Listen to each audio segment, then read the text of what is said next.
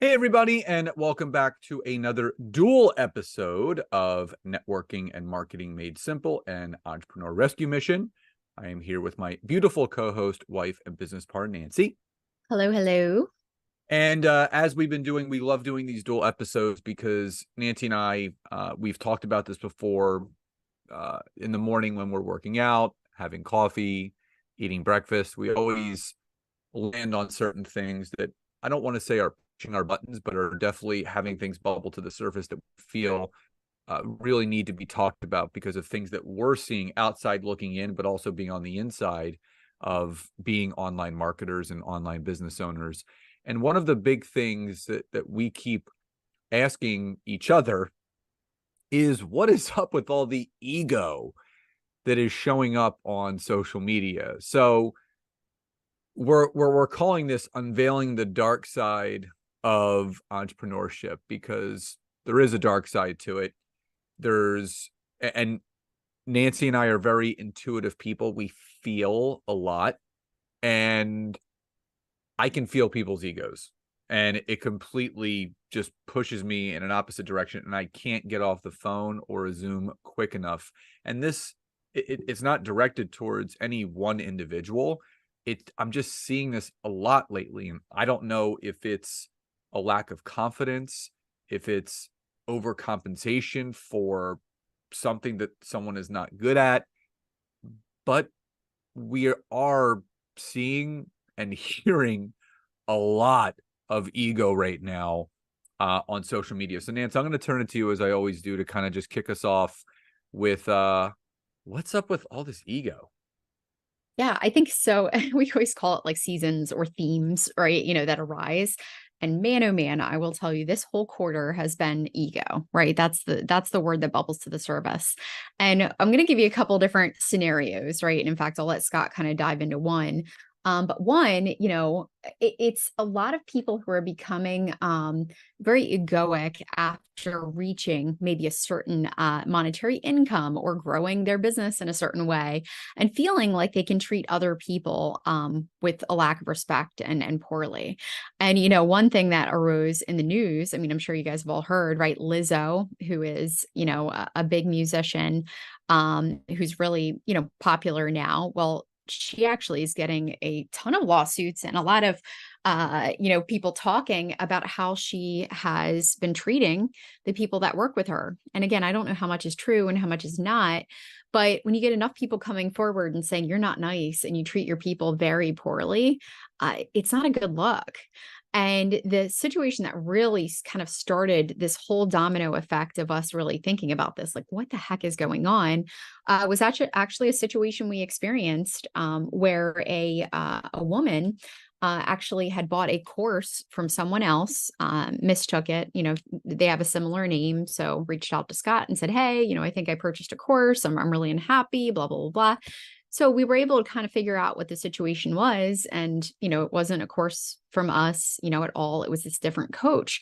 Well, as we went down the rabbit hole and we just wanted to make this other coach aware of the situation, Scott, being a nice guy, reached out and said, hey, just a heads up, just wanted to give you this information so you could, resolve it however you would like, right? Whether that looked like this, that, or whatever. The person basically laughed, said a lot of rude things, mocked, us for even caring, which was very strange, and said a lot of really nasty things about that particular client. Well, here's the thing. Okay. I understand that everyone, right, goes through different things and has different scenarios and situations. But to treat people who have invested in you, and have expected something, and obviously that thing had not been delivered, to treat someone that poorly and to be that type of individual, quite honestly, should not be in the type of business that they're in, right? You should not be coaching and consulting people if you do not have empathy and care for others. So as these different situations arose, I mean, it was one thing after another, right? It kept happening where, we've even experienced people who are very, very uncoachable, right? Even, asking questions, but as soon as an answer or a response comes back their way, they have a wall put up because they have this ego, right? That they have to know the answers and that they have to be the ones to, you know, I don't even know. It's very strange and it's very confusing to me. So this is just something, again, it keeps bubbling up. So I want you guys to just think about, what kind of community do you want to surround yourself? What people do you want to surround yourself? Scott and I have invested a lot of money in masterminds and in communities, right, over the years. And quite honestly, it's been shocking to me the differences in, the core people who start these programs.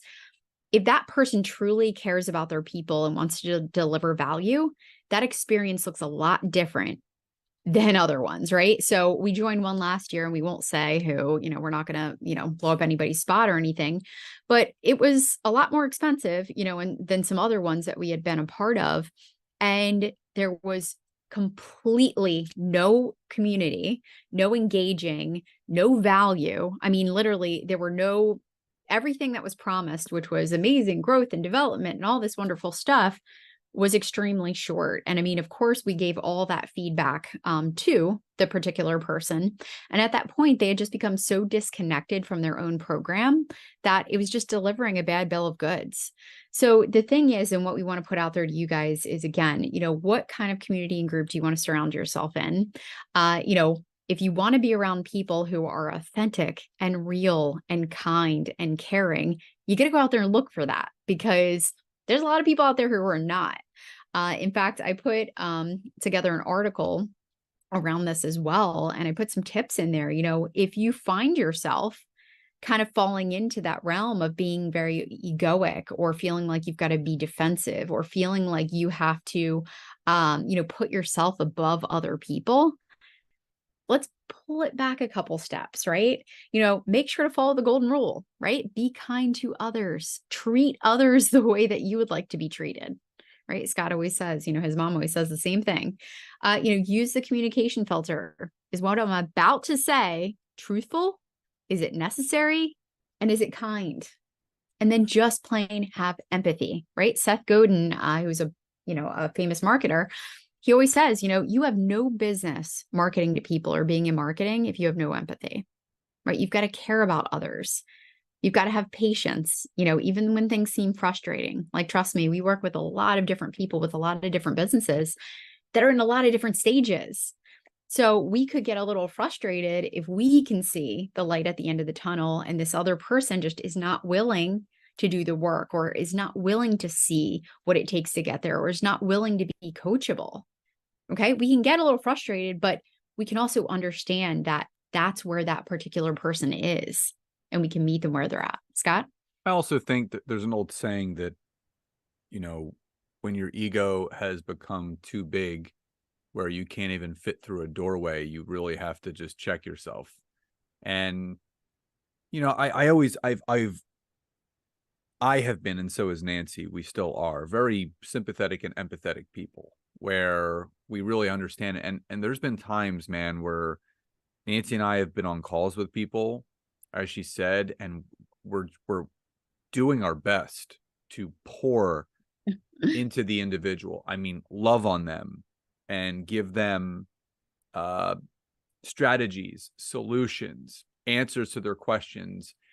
And then we hear one of the, I would say, number one statements that someone, and this is a piece of advice for anyone that's watching or listening to this, when you hear this statement after you give someone some advice, after they've asked for it, and they say, yeah, but, and then they go on whatever tirade they want to go on, that is someone that just can't get past their ego. And it again, it could be something from their childhood where they weren't heard, they weren't listened to, they never felt like they were enough. So as soon as someone gets into kind of a power position, they really lean on that and into that. And I can't express to all of you enough that your ego will bankrupt your business 100%, because that aspect of you and your personality, that's something that you don't want others to find out about. Meaning, if you're treating a certain person away because of your ego getting in the way, word of mouth is one of the best forms of business growth, but also one of the number one things that could kill your business. because if your name starts circulating that you have a large ego and, there's negative things surrounding it, and, and Treat they're people true, poorly. and they're Yeah. true, you're not treating people with kindness. And again, it's, it becomes a frustration point for me because Nancy and I have talked about this before, but we go into business to help other people, to solve other people's problems. So I think why it's such a trigger for myself and Nancy is that, how can someone have such a large ego that also wants to help people? And it's like an oxymoron. They don't go together, because empathy and sympathy go directly in correlation with trying to help others, but ego is like the opposite of that. And it's called peacocking or whatever you want to do, fluffing your feathers. And I just don't understand, because I can't tell you how many phone calls I've been on where someone has kind of led with like all of their success, all the money they're making, all the great, like, I mean, houses, car, like, I don't care about any of that. I could care less how much money someone else is making, or what kind of cars that person is driving, or the size of their house, or, because it's not my life. I focus on me, I focus on us, and I focus on our life. And when you lead with that ego, I'm telling you, it turns people off. It pushes people away. You have to think about, is what I'm saying, or how I'm coming across, is it going to push people away from me, or is it going to want to bring them closer to me? And it's just, it's still, it's something that just still baffles me. I don't get it. And again, I've kind of answered my own question. I don't have to get it, because it's not for me to understand. But I know for a fact that everything will come back around in a negative way for that person that is leading with their ego. Because when you don't put other people first, in the sense that for business, when you are not looking to serve people the right way, and you're letting your own agenda and your own ego stand in the way of helping others the way that you should, it's a recipe for disaster. Yeah. And I think, in this day and age, right, there's such like a cancel culture, right? And if you get a bad enough rap, I mean, again, people aren't going to want to work with you. And, you could be making all the money in the world, and you could be building and growing a very successful business. But, ultimately, if you've made a bad name for yourself and you've treated people poorly, I just, it never ceases to amaze me. Years ago, I did a lot of work, admin, I did a lot of virtual assistant work, marketing, things like that. And the names that people were called, and the way that some virtual assistants were treated, uh, Oh man, it when was you told me all that, I like was just, horror stories. I mean, calling and degrading people, treating them like garbage. And it's but then like, but then you see the contradiction on social media, that someone is like this for this loving, loving, nurturing. amazing person, it's like, oh, it makes me so angry, because it's like to see things like that behind the scenes, and not have that person really be authentic in that way. It just, it's not right. So, again, we talk about this because it is something that's so important to us. It's part of our core values. We want to make sure we astound and give so much more, in value, right? We know people's times are very limited.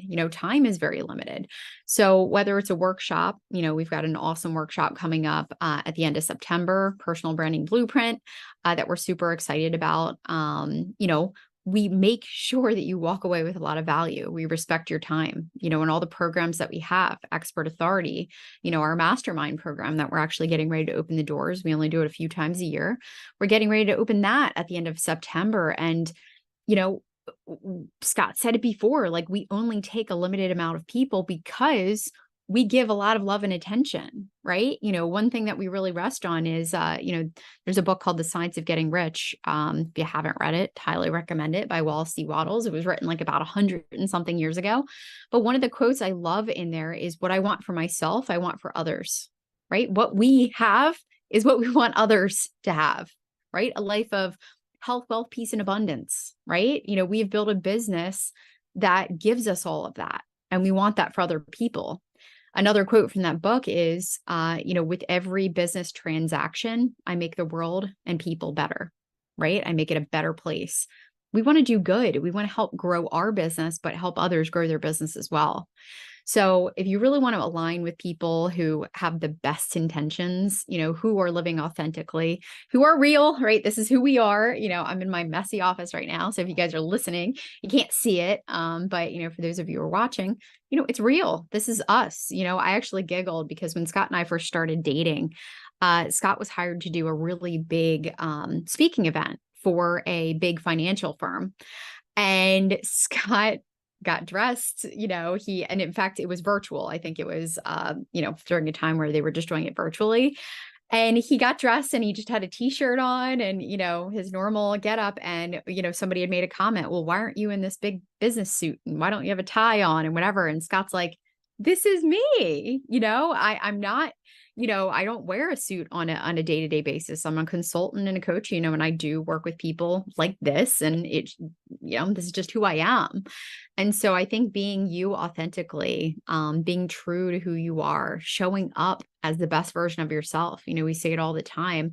Don't let yourself fall into that ego trap. Be humble, be caring and kind to others. So anyway, reeling it all in, like we mentioned, right? If you guys want to learn more about our upcoming 5-day workshop, it's called the Personal Branding Blueprint. We actually teach you how to get back to basics in a lot of things. This is specifically for service-based entrepreneurs, professionals. It really helps you revisit the core of who you are, how you want to show up on social media, and how you really want to put yourself out there into the world. Okay. Everybody has a personal brand, every single person. Okay. But if you want to gain control of it and really have some structure, and know how to do it the right way, this workshop is going to be amazing. So we'll make sure to put the link in the bio. Scott, anything else you want to add? Yeah, and just remember, just following that golden rule, something that my mom said to me all the time as a kid: treat others the way that you would want to be treated back. Use that communication filter. We talk about this with Taylor all the time now. Is what you're about to say truthful, necessary, or kind?